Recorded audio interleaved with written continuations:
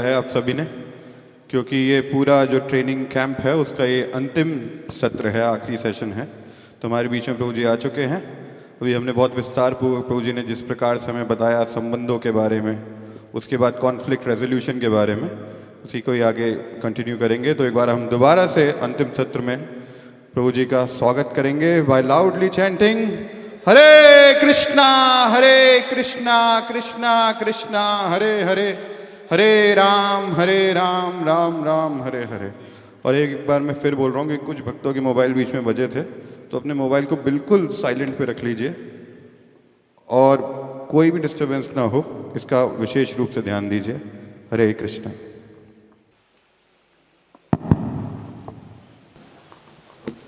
हरे Krishna.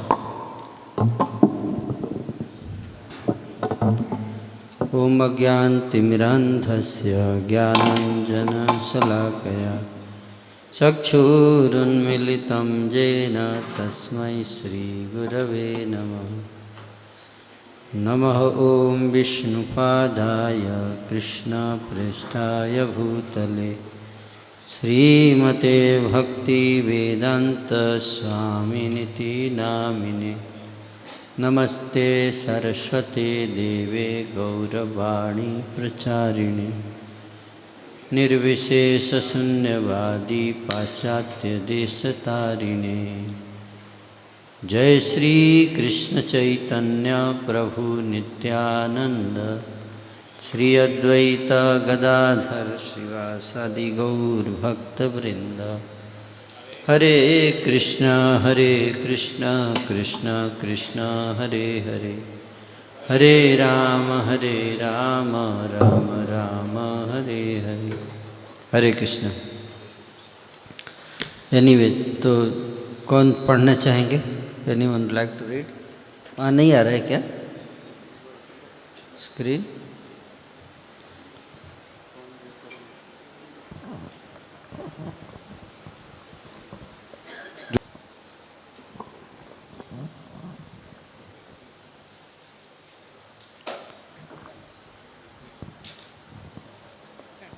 Yes. Srila Prabhupada का दृष्टिकोण।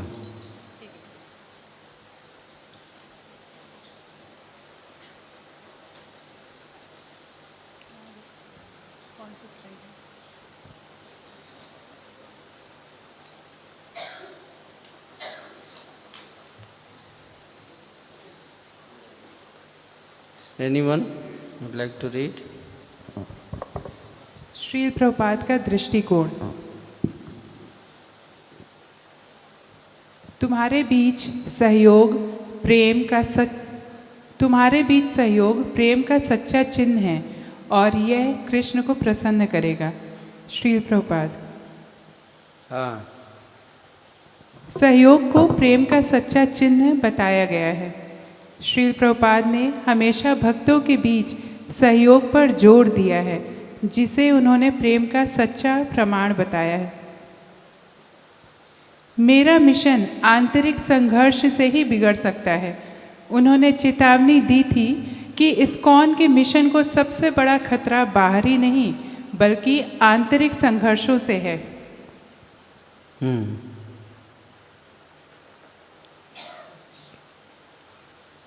आगे पढ़िए। दिख रहा है आगे? संगठन की सफलता, आपसी शुद्धता और मेलजोल। श्रील प्रभुपाद के अनुसार हमारी आंतरिक शुद्धता और आपसी मेलजोल ही संगठन की सफलता की कुंजी है। तो आपसी शुद्धता, आंतरिक शुद्धता और आपसी मेलजोल है ना, ये दो सबसे इम्पोर्टेंट चीज़ है कि हर व्यक्ति का हृदय कितना प्योर है और आपस में कितना मिलजुल कर रहते हैं। अगर ये दो चीज़ हम ध्यान रखें, है ना, तो हमारा आंदोलन जो है, संगठन बहुत मजबूत हो जाएगा। दिखाई दे रहा है? ओके।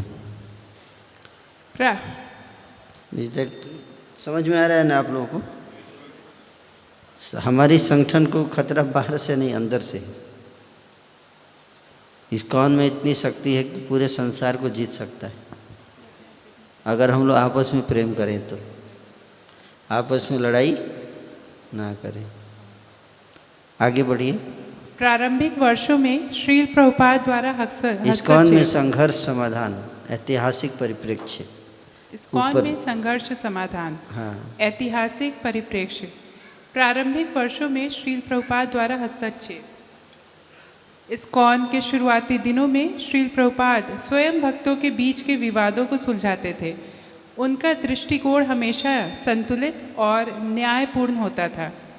वे अपने पत्रों और व्यक्तिगत निर्देशों के माध्यम से भक्तों को मार्गदर्शन देते थे और उन्हें हमेशा याद दिलाते थे कि उनका मुख्य उद्देश्य श्री कृष्ण की सेवा है, न कि व्यक्तिगत मतभेद।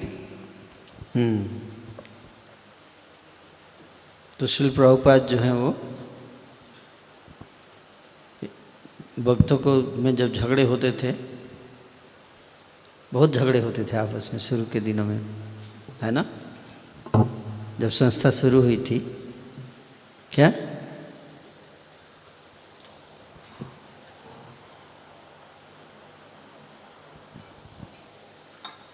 जब संस्था शुरू हुई थी तो सारे भक्त नए नए थे, तो आपस में बहुत झगड़ा करते थे। अगर आप प्रभुपाद जी के लेटर पढ़ेंगे उस समय के, तो उसमें आप लोग देखेंगे कि प्रभुपाद जी आपसी झगड़े सुलझाते थे लेटर लिख के, है ना? तो वही बता रहे हैं कि प्रभुपाद जी जो है हमेशा, पढ़िए आगे। आदर्श उदाहरण भगवान श्री कृष्ण की मध्यस्थता। पहला, शांति प्रस्ताव। कुरुक्षेत्र युद्ध से पहले कृष्ण स्वयं हस्तिनापुर गए और कौरवों से शांति प्रस्ताव रखा, जिसमें पांडवों के लिए केवल 5 गांव मांगे। दूसरा, समझौते का प्रयास। भगवान कृष्ण ने दुर्योधन को समझाने का प्रयास किया कि युद्ध से बचना दोनों पक्षों के हित में है, और उन्होंने न्यायपूर्ण समझौते का प्रस्ताव रखा। तीसरा, निष्पक्ष मध्यस्थता। दोनों पक्षों के संबंधी होने के बावजूद कृष्ण ने धर्म के पक्ष में निष्पक्ष मध्यस्थता की और सत्य का समर्थन किया। भगवान कृष्ण का यह उदाहरण हमें सिखाता है कि प्रभावी मध्यस्थता के लिए निष्पक्षता, धैर्य और धर्म के प्रति प्रतिबद्धता आवश्यक है। तो दो भक्तों के बीच में झगड़ा हो जाए, डिफरेंस हो जाए, आपको दिया जाए जिम्मेदारी सुलझाने का, तो आपको निष्पक्ष रहना पड़ेगा, है ना? तो दोनों पक्ष आपकी बात मानेंगे। और पर्सनल मोटिव, पर्सनल मूड के आधार पे आपको डिसीजन नहीं देना है, धर्म के आधार पे डिसीजन देना है ना? तो भगवान कृष्ण ने अपने आचरण से सिखाया है शांति का प्रस्ताव। ये बात अलग है कि शांति हुआ नहीं, लड़ाई हुआ, है ना? और युद्ध हुआ और कई बहुत लोग मारे भी गए। क्यों लड़ाई शांति नहीं हुआ? क्योंकि दुर्योधन महत्वाकांक्षी था, बहुत एम्बिशियस था, है ना?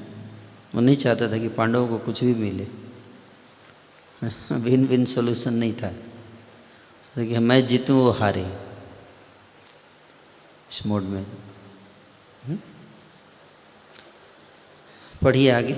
वैदिक समाधान की परंपरा।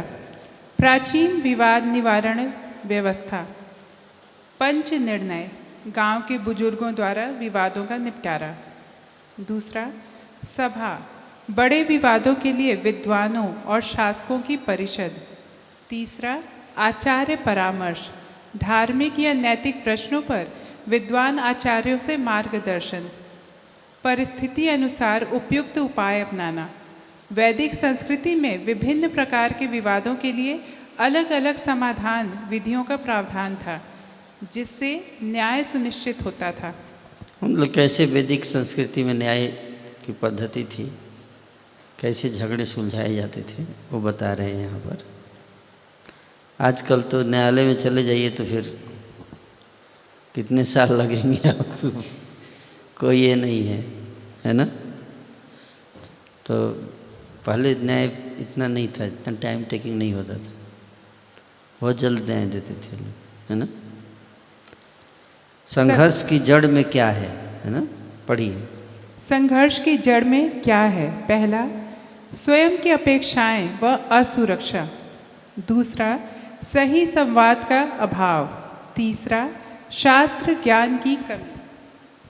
अधिकांश संघर्षों की जड़ में हमारी अपनी अपेक्षाएं और भय होते हैं। जब हम अपनी स्थिति, मान्यता या सम्मान के प्रति असुरक्षित महसूस करते हैं तो हम रक्षात्मक हो जाते हैं। संवाद की कमी इन भावनाओं को और बढ़ा देती है। जब हम अपने विचारों और चिंताओं को स्पष्ट रूप से व्यक्त नहीं करते तो गलतफहमियां पैदा होती हैं। शास्त्र ज्ञान की कमी के कारण हम अक्सर भूल जाते हैं कि हमारा वास्तविक लक्ष्य क्या है, कृष्ण की सेवा और भक्ति। हाँ, तो यही चीज़ हमने चर्चा किया है अभी काफ़ी इस पॉइंट पे कि कैसे हम लोग है ना एक्सपेक्टेशंस रखते हैं, है ना। हम चाहते हैं कि सामने वाला व्यक्ति बिल्कुल परफेक्ट हो, उससे कोई गलती ही ना हो, है ना।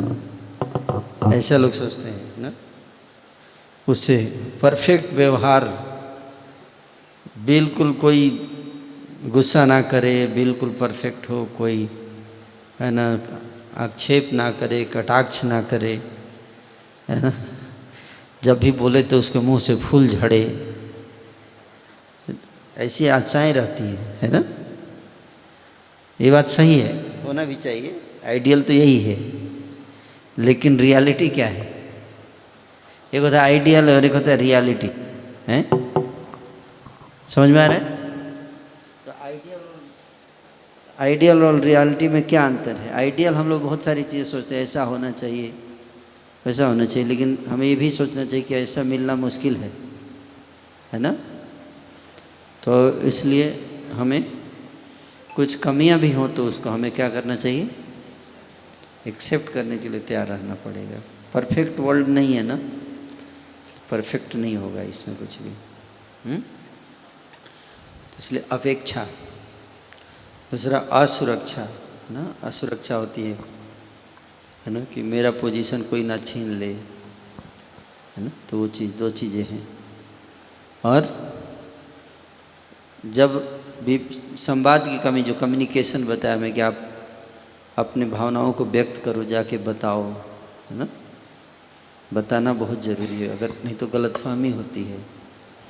परसेप्शंस बहुत बिल्ड होते हैं एक दूसरे के प्रति, उसने ऐसे बोल दिया, उसने ऐसे बोल दिया, ऐसे सोचते हैं हम लोग, फिर वो हृदय में रखते हैं, बताते नहीं हैं, कम्युनिकेट नहीं करते हैं, है ना। तो ये बहुत इम्पॉर्टेंट पॉइंट है जो कि बता रहे हैं यहाँ।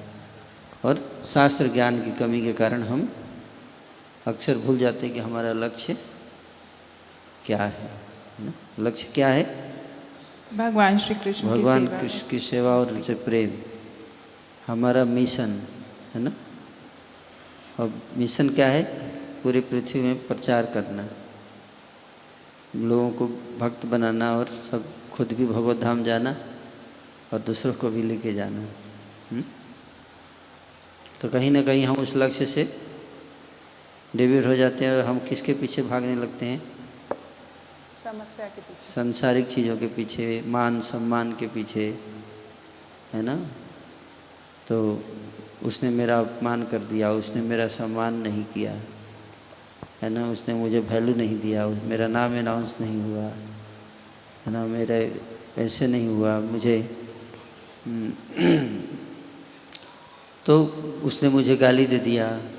तो ये थोड़ा बहुत तो रहेगा संसार में। हालांकि इसका मतलब ये नहीं कि हमको अपने इसको बढ़ावा देना चाहिए, ट्रेनिंग देना चाहिए ताकि लोग इस तरह का व्यवहार ना करें। ठीक है, नेक्स्ट। संघर्ष, समस्या या अवसर। और कोई पढ़ेंगे दूसरे चेयर पे? हाँ, यस। जिनको नींद आ रही है वो पढ़ सकते हैं, क्योंकि प्रसाद के बाद तो क्या आता है, नींद आता है ना। यस, प्रसाद के बाद नींद आएगी। पढ़िए, किसको नींद आ रहा है? संघर्ष समस्या है अवसर।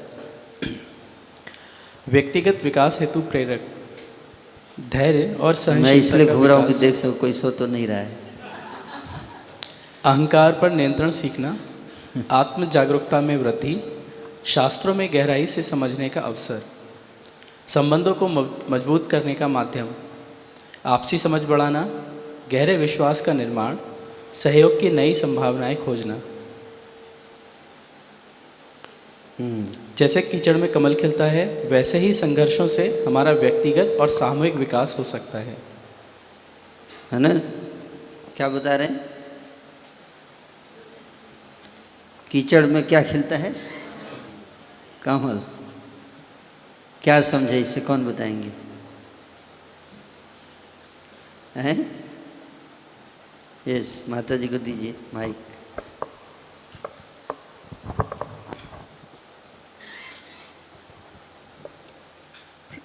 प्रभु जी, कीचड़ बहुत गंदा माना जाता है, लेकिन उसमें भी कमल जैसा सुंदर फूल खिलने की संभावना रहती है और खिलता है।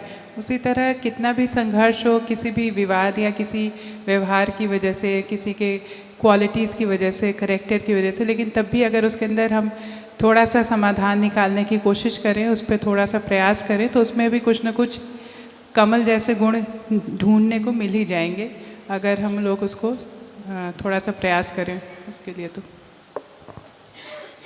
हाँ, और कोई बताना चाहेंगे? माता जी को दीजिए।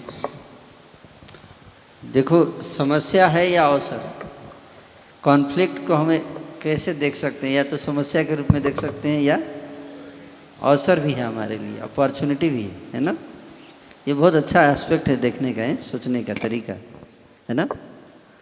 हम लोग घबरा जाएंगे कि झगड़ा होगा तो, अरे ना, अक्सर कहा जाता है कि झगड़ा के बाद जो दोस्ती होती है वो बहुत गहरी होती है। एक बार झगड़ा हो जाए और झगड़ा के दौरान अगर दोस्ती सरवाइव कर गया तो वो पक्की हो जाती है ना? फिर है। यस, हरे बताइए। कृष्णा प्रभु, प्रणाम प्रभु जी। जैसे इससे मुझे ये समझ में आया कि जब नेगेटिव इन्वायरमेंट भी रहता है तो हमें कैसे पॉजिटिव बने रहना है। जैसे कि प्रभु जी अतिथि मतलब सुनीति माता जी थी, इतना नेगेटिव इन्वायरमेंट था, फिर भी उन्होंने ध्रुव महाराज जी को भक्त बनाया। तो प्रभु जी ये समझ में आया। यस,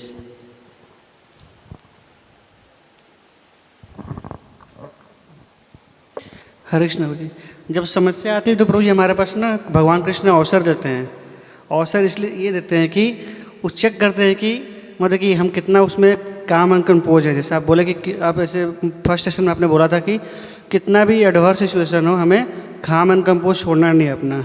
तो वो एक अपॉर्चुनिटी है हमारे लिए कि और चेक करने का एक अवसर है कि हम अपने आप को कितना हम उसको संयम बना कर रख सकते हैं, ताकि हम उस सिचुएशन को किस तरह से हैंडल करें हम, ताकि मैंने भक्त को भी हमारे सामने वाले को भी अच्छा लगे और हमारा सिचुएशन भी कंट्रोल हो जाए और ग्रेजुअली भगवान कृष्ण प्रसन्न भी हो सके उससे। तो हमारे पास अपॉर्चुनिटी है ये अपने आप को प्रूव करने का। Correct, very good. यस,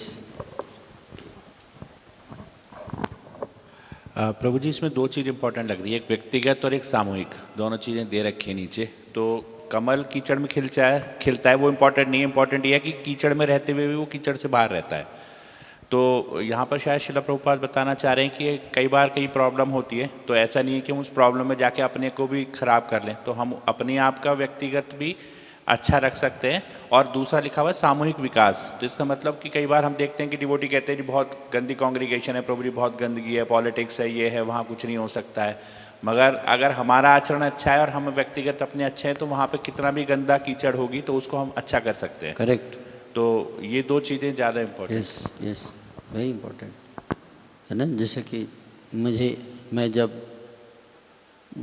जब बेंगलोर में रहता था बेस में, तो मैंने सोचा था कि मैं ज्वाइन करूँगा, है ना।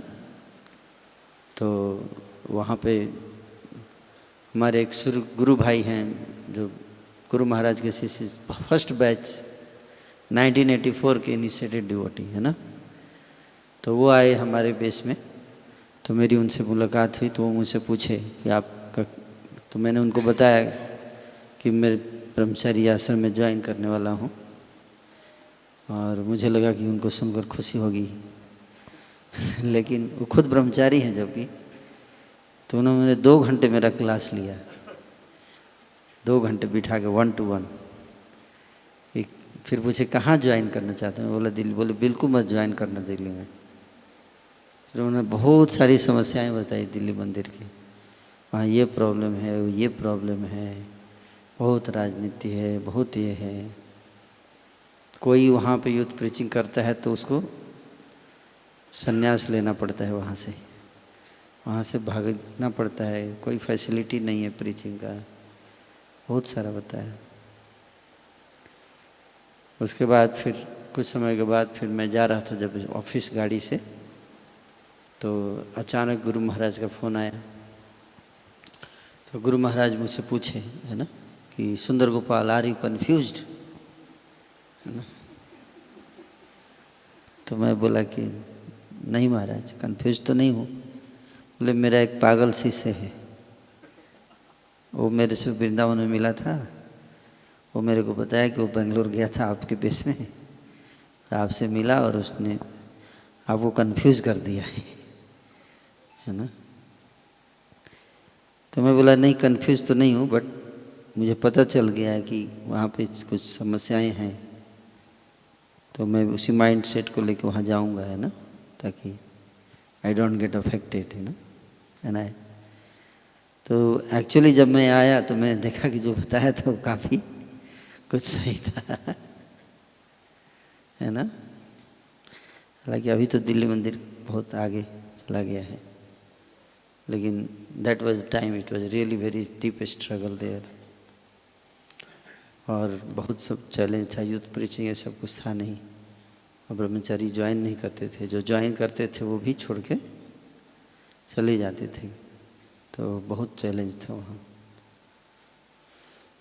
लेकिन हमने गुरु महाराज के प्रयास से हम लोगों ने वहाँ प्रयास किया तो चीज़ें ठीक हो गई। देखिए, है ना, वही चीज़ें हम बता रहे हैं कि हम अगर अपने आचरण से, अपने प्रयास से करें तो चीज़ें अच्छी हो भी सकती है ना। जैसे गाजियाबाद था, इतना प्रॉब्लम था वहाँ एक समय, है ना, प्रभु जानते होंगे, ये शुरू से है वहाँ ना? आप थे ना वहाँ पे पहले, हैं? कौन से साल से आप? 2006 से। तो आप तो जानते होंगे वहाँ की समस्या, बताएंगे?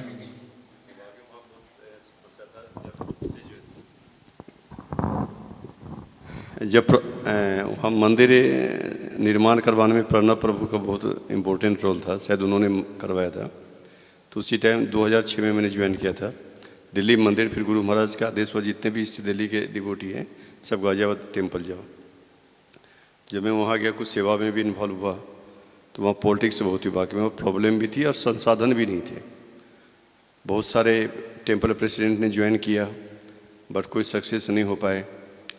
उसके बाद जब से आपका ब्रह्मचारियों का इंटरफेयर हुआ, स्थिति सुधरने लगी और आज के दिन में बहुत ही अच्छा स्थिति है। बहुत अच्छा प्रीचिंग है, बहुत अच्छा प्रीचिंग है। थैंक यू प्रभु जी। वैसे कई जगह ऐसे आप देखो चीज़ें धीरे धीरे ठीक हो जाती हैं ना, क्योंकि जहाँ पे चीज़ें खराब है हम ये बोलेंगे यहाँ बहुत खराब है, ये खराब है, वो खराब है, उसमें कोई महानता नहीं है। महानता क्या है? उस खराब जगह पे जाकर आप उसको अच्छा कर दो, है कि नहीं? ये ग्रेटनेस है। कैसे हम उसको कर सकते हैं, हम लोग कैसे बनना चाहिए, है ना।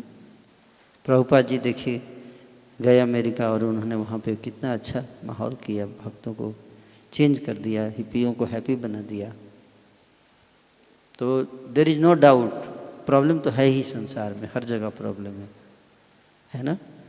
लेकिन हम सब से क्या उम्मीद किया जाता है कि हम अपने आचरण, अपना चरित्र, अपने विचार के माध्यम से, अपने व्यवहार के माध्यम से माहौल को क्या कर दें, चेंज कर दें, है ना। कोई दुष्ट व्यक्ति भी आए वो भी सुधर जाए, है ना, वो भी अच्छा बन जाए। कैसे हम ऐसा कर सकते हैं? दैट इज़ द ग्रेटनेस है। तो एक अपॉर्चुनिटी भी है हमें क्या, भगवान की सेवा करने का। तो संघर्ष आ गया, वहाँ पे आपके पास एक अपॉर्चुनिटी है। होता है जो उसके अनुभवों और बोध पर आधारित होता है। स्पष्टीकरण के लिए प्रश्न पूछें, पुष्टिकरण के लिए सुनी बात दोहराएं, निष्कर्ष पर पहुंचने से पहले पूरी जानकारी इकट्ठा करें। जब हम सुनते हैं तो हम न केवल दूसरों के शब्द बल्कि उनके हृदय भी सुनते हैं। हरे कृष्णा। शब्द के साथ हृदय भी सुनते हैं। इसका अर्थ क्या हुआ? हृदय सुनने का अर्थ क्या हुआ? कौन बताएंगे? यस, माइक दीजिए। हरे कृष्ण। हरे कृष्ण। हृदय से सुनने का मतलब उनकी फीलिंग्स को भी समझना कि वो क्या कहना चाह रहे हैं एक्चुअली में। हाँ, उनके हृदय में क्या है। हाँ, फीलिंग मतलब उनकी भावनाएं क्या हैं, है ना, इंटेंशन क्या है ना, क्या इंटेंशन है। हो सकता है कई बार शब्द व्यक्ति का गलत लगे, उसको उसका इंटेंशन हो सकता है गलत ना हो, है ना। तो हमें इंटेंशन भी जानना चाहिए, उनकी फीलिंग क्या है वो भी जानना चाहिए, है ना। सुनने का पर्पस ये होता है, सुना जाए उसको। पहले आप में से कितने लोगों ने कभी प्रैक्टिस किया है सुनना, सामने वाले व्यक्ति को सुनने का? आपको लगता है कि आप सुनते हैं, इसको ऐसा फील होता है कि आप बोलने से ज़्यादा सुनते हैं कभी। जैसे जज होता है, जज क्या करता है कोर्ट में? बोलते हैं हियरिंग है, क्या है अगला हियरिंग डेट। जज का काम क्या होता है? सुनना, बैठ के। वकील का काम क्या होता है? बोलना। वकील बोलता है और जज कुछ नहीं, जज बैठ के सुनेगा, सुनने के बाद लास्ट में लिखेगा जजमेंट, है ना। आप कभी नहीं देखे जज ने बिना सुने जजमेंट दे दिया है? तो क्या समझे इस जज वाले एग्जाम्पल से? कौन बताएंगे? यस प्रभु। हरे कृष्णा प्रभु जी। जब कोई व्यक्ति शिकायत लेकर आता है तो उसके मन में बहुत सी बातें होती हैं जो कहना चाहता है पूरा। तो हम बेस्ट ये होता है कि हम उसकी बात को, पूरी बात उसकी, जो भी वो भड़ास निकालने आया है वो पूरी बात हम उसकी सुने, बिना उसको रोके टोके, बिना उसको बीच में डिस्टर्ब किए। जब हम पूरी बात सुनेंगे तो उसको जो भी वो कह रहा है, गलत सही जो भी है, वो हमें बाद में निर्णय देना है। पहले हम उसकी बात बीच में उसको ना टोके, बीच में टोकेंगे तो फिर डिस्टर्ब हो जाएगा। बेस्ट ये कि उसकी बात सुनते रहें हम पूरी। Very good. हरे कृष्ण जी। कई बार क्या होता है, जैसे सामने वाला कुछ बताते हैं और वो ध्यान से सुनता रहता है तो अपने मन की बात पूरे खुल के बोलते हैं। खुल के बोलते हैं, ना, बोल पाते हैं जो भी अंदर है। हाँ, जो भी बोलते खुल कर बोलते हैं। Very good point. यस। और कई बार होता है कि जैसे बीच में जब टोक दिया जाता है, बोलने से पहले हिचक जाते हैं, बोले सुनेंगे नहीं सुनेंगे, तो उसके से बहुत सारी बात नहीं भी बताते हैं, बोल नहीं पाते हैं, है ना। Yes, very good, thank you. Yes yes. एक पॉइंट प्रभु जी ये भी सीख सकते हैं कि जज क्वालिफाइड भी ज़्यादा है और सीनियर भी है, और वो सुनने का काम कर रहा है। जो जूनियर है वो बोल रहे हैं बस, जूनियर बोल रहे हैं, वकील बोल रहा है मगर जज सुन रहा है उनको। सुन रहा है। तो इसलिए तब वो सुनता है, तभी डिसीजन लेने में सक्षम है। तो इसलिए सीनियर को सुनना चाहिए, जितना ज़्यादा सुनेंगे तभी हम कुछ राइट डिसीजन ले सकते हैं कि हमें क्या करना है। और नोट भी करता है, नोट भी करता रहता है साथ साथ। आपका पॉइंट ये है, आपका पॉइंट ये है, अच्छा आपका क्या कहना है इस पे, आपका क्या कहना है ना, और सुनता रहता है ना। Yes yes.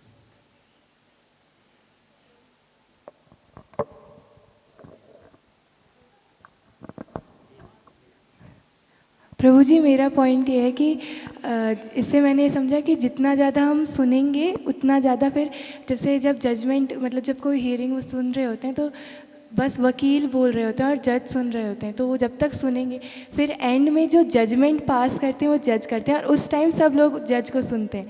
तो जितना ज़्यादा हम सुनेंगे उतना ज़्यादा फिर लोग भी हमारी बात को समझेंगे और इसकी वैल्यू करेंगे, है ना। यस।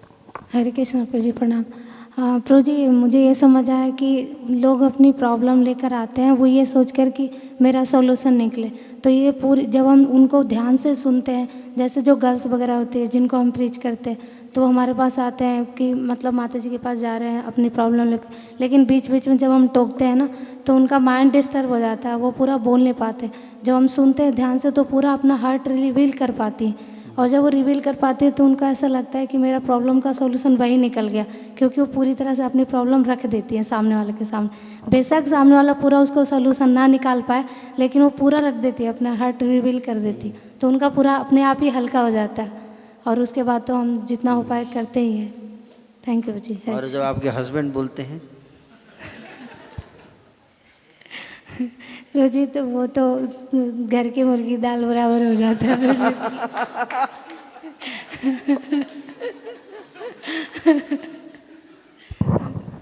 तब नहीं सुनते हैं तो तुरंत ऐसा थोड़े नहीं, ऐसा नहीं है। प्रभु जी, सच्चाई तो यही है जो मैंने बोली है।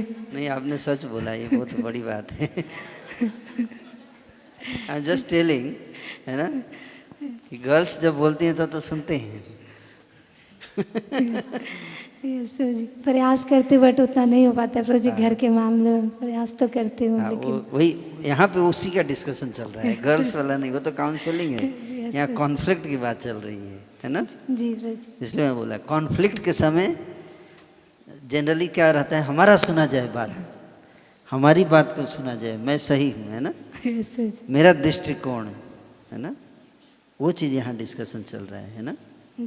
उस परिस्थिति में जैसे दो पार्टी है ना, और दोनों में झगड़े हो रहे हैं, डिफरेंस है, तो उसमें एक आदमी को क्या करना चाहिए, मैच्योर जो होता है वो पहले सुनता है सामने वाले का, आपका क्या कहना है, वो बोलता है सुनिए, हाँ, क्योंकि जब तक हम सुनना शुरू नहीं करेंगे वो सोल्यूशन नहीं आएगा। समझ में आया?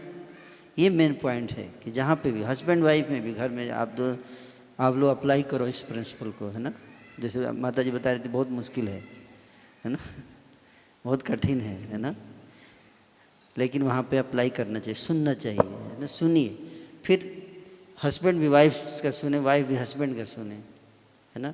उस तरह से दो लीडर के बीच में, मान लीजिए दो भक्ति वृक्ष लीडर है, उसके बीच में आपस में झगड़ा हो रहा है किसी बात को लेके, है ना। मेरे सुनना नहीं चाहता आदमी, है ना।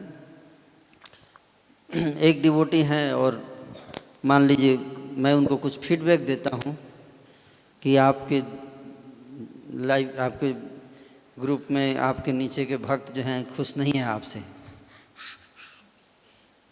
हैं, तो वो व्यक्ति सुनता है तो तुरंत ऐसा नहीं है, सबसे पहली बात क्या है, तो ऐसा नहीं है, किसने ऐसा बोला, नाम बताइए उसका, नाम बताइए, कौन है वो, कौन मेरे खिलाफ साजिश कर रहा है, निंदा कर रहा है मेरी, है ना, वो वैष्णव अपराध कर रहा है। ऐसे ही आता है ना, है, मेरी बिल्ली मेरे को म्याऊं, है, इमीडिएट रिस्पॉन्स ऐसा होता है ना। देखो बहुत चैलेंज है, मतलब किसी को कुछ बोलने में आपको बहुत सोचना पड़ता है। कितने लोग ऐसा लगता है कि हमको बहुत सोचना पड़ता है, किसी को अगर कुछ फीडबैक दे दें कि आपके मतलब ये आप एक कंप्लेन आ रहा है आपके प्रति, तो आपको लगता है कि मतलब आपका रिलेशन टूट जाएगा। कितने लोगों को ये फील होता है, लगता है, ऐसा लगता है ना। हाँ देखो,